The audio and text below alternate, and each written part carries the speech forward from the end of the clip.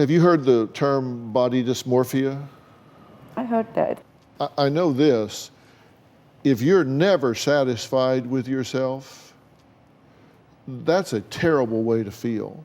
I know. And I can tell you, back in the day when I was practicing, one of the things that I was asked to do more than a few times by plastic surgeons was to evaluate a candidate for surgery to say, is this a good candidate for me to be operating on? Because if not, I don't want to do it, because some people are never satisfied.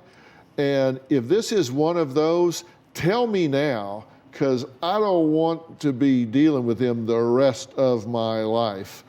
And so they would send them to me to be evaluated to see if they had psychological issues that they would, that no matter what the surgery was, no matter how well it went, they would never be satisfied.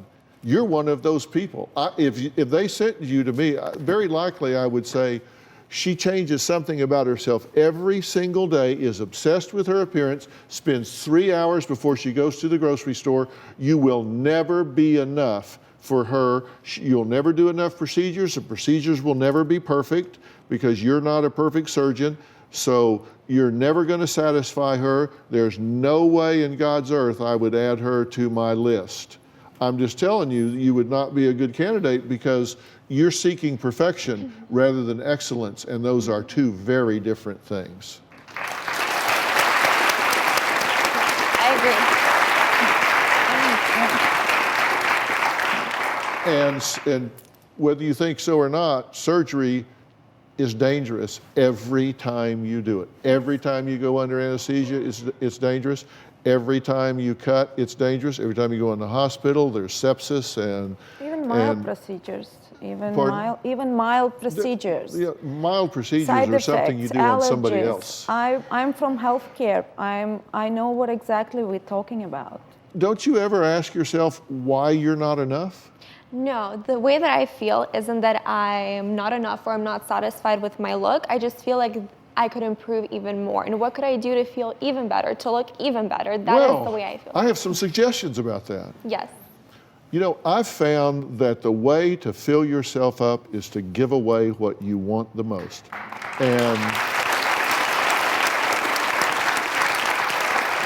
if you're having trouble filling yourself up based on skin and hair and weight and all of that, you might try filling yourself up by giving of your heart and your spirit and your soul, where you actually did something where you weren't totally focused on yourself, but you were focused on somebody else. Yes. I'll bet you if you broadcast about helping those less fortunate than yourself, you'll see those numbers climb through the roof.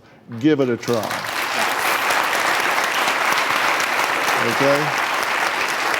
And my advice to you and to her father, who isn't here today, is I think she's very insecure. I think she let bullies get to her when she was in school.